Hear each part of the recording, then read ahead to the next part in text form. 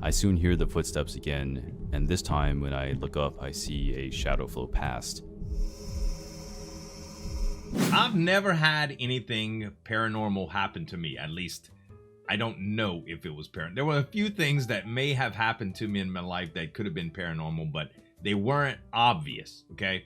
But I've also avoided places that have known paranormal activity because I'd rather watch it on YouTube than actually deal with it IRL. I live in Louisiana, and there's a place that a bunch of friends of mine already wanted to tour called the Myrtle Plantation.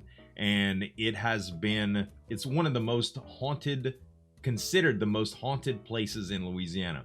And I've never wanted to visit it. But it's always intriguing, man. Paranormal is such a fascinating field. And every time I can see or hear a story about it, I do it. And today we're going to react to one by Spooked. And Spooked always has these stories that just leave you like, whoa, man. So I'm excited for this one. Guys, make sure to go over to Spooked's channel, click the subscribe button, click the notification bell, and if you like reaction videos like this, make sure to click subscribe on this video. Let's get into the story. I was about 12 years old and in the 7th grade when this happened. Okay. It was bedtime and I was up by myself. Even as a kid, I was an insomniac and was always up really late. But if I remember correctly, it was the weekend, so I didn't have to worry about getting up for school. Right. I shared a room with my little brother, and we had a bunk bed. He was on the top bunk, snoring and slobbering in his sleep like any other night. I was watching cartoons and fiddling on my Nintendo DS as I was bored. Throughout the night, my dad would get up to go to the kitchen to get a beer and sometimes use the bathroom too. Yeah? Our room didn't have a door on it, so you could see straight into our dining room, and whenever someone would walk through it to get to the kitchen. Okay. This particular night, I heard my dad get up and go into the kitchen. Right. Our kitchen light automatically comes on whenever someone walks into it, so that's how you know when someone was up. And there's no way I could deal with that, man. Look, I'm one of these sleepers, y'all. When I get up in the middle of the night, I don't want no lights. Maybe the glow of my phone is fine, but too much light will wake me up. Like, it'll put me in a different state, right? And it takes forever to go back to sleep. Also, even people walking through the hall like that, I would never go to sleep. I'm a light sleeper. Well, I think I'm a heavy sleeper, but it's just hard for me to go to sleep. I don't know. Now I'm starting to be a light sleeper as I age. Sleep is weird. In the kitchen, my dad got his beer and went back into his room. The kitchen light goes off, and now it's dark again. Okay. A few moments later, I was still fiddling on my Nintendo DS and watching TV, bored, Kitchen light? when I hear a noise.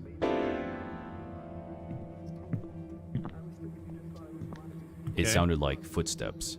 All right. I immediately thought it was my dad again. Instantly, that's odd to me though, as usually he doesn't get back up to go to the kitchen more than once. Okay. I'm looking into the dark dining room trying to see if my dad walked past, but I couldn't tell because it was too dark. Oh my The kitchen gosh. light didn't come on though. That made me feel a little uneasy. Wake up, little brother. Little brother, confirm what I'm seeing here. Quit slobbering on yourself. Talk to me. Listen, I heard some footsteps and I'm tripping here. Can come with me? Let's go check on Daddy. But I soon went back to watching TV and didn't think too much of it. Another few moments pass and I hear the footsteps again. I look up again into the dining room to see if it was my dad, but I couldn't see much because it was too dark. Use the DS, and again, the kitchen light didn't come on. At this point, I started getting a little nervous, so I got out of bed and turned the room light on, There you go. hoping it would ease some of the nerves. I soon hear the footsteps again, and this time when I look up, I see a shadow float past. Oh, I just got the chills so bad. I was sure it was my dad this time, but the kitchen light still doesn't come on. I'm really nervous at this point. I tried to continue to watch TV and take my mind off the feeling in my stomach of anxiousness and try to ignore the noises. Sometime after, that's when my fears finally come true. I see this red thing floating in front of my dresser. It kind of looked like pale smoke, and it was kind of swaying side to side. Wow. What the heck is this? I was raised in a religious home, and my mom convinced me things like this were demons. I suppose that's what I was facing. Even as a kid, though, I always tried being logical and realistic. Right. But there was no demon, or whatever it was, wasn't in front of me at the moment. Seconds after I see it, whatever it was started making slight hissing noises at me. Oh, I couldn't believe my eyes. I didn't know what to do. My heart was racing, and I felt like throwing up.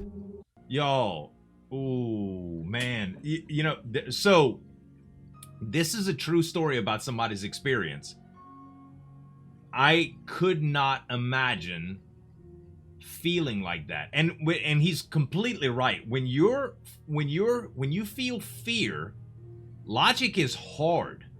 Right? You can say to yourself all you want that you don't believe what you're looking at. You know, I don't believe in ghosts. I don't believe in demons or whatever. But if you're actually experiencing things, you know, it's one thing to think to yourself that something doesn't exist or something does exist and convince yourself otherwise. You know, like hypochondriacs do about sicknesses. You know, they start looking up symptoms and they start believing that, oh, maybe I do feel like this, you know, and you kind of fool yourself into it. It's different when you try to disbelieve something, right? Fear changes that whole thing, man. I can't even imagine.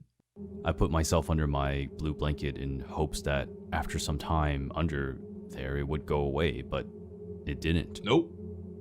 It sent a breeze under my blanket to move it off of me, so I couldn't hide. I then start trying to wake up my brother, but he wouldn't. He just kept whining about how he wanted me to stop trying to wake him up. I then decide I'm gonna just go sleep in the room with my dad and my little sister for the night. Something else my mom taught me was things like spirits and demons mess with you when they're fully aware of your vulnerability and being alone. Yes, exactly. And it has a lot to do when you feel vulnerable, you know? We talked about that in one of the last reaction videos that we did. Like, vulnerability is a huge part of what they talk about as spirits actually can prey on people, or demons can prey on people. Especially at night. I grabbed my blanket and ran into his room. I get in there and get in bed while they're both asleep. I didn't feel like whatever that thing was had followed me, and I no longer saw weird things or heard strange noises. I then went to sleep and forgot about it the next day. I still, to this day, don't know what that thing was, where it came from, or what it wanted with me. I guess I'll always wonder. You know, dang, man, that was creepy, dude.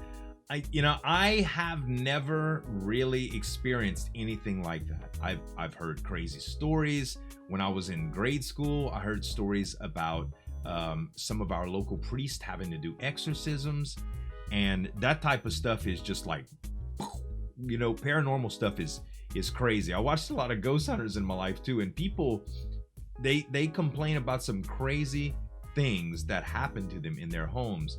Normally there's some history behind this. I would love to know a little bit more about the history of that house and why it only happened once, you know.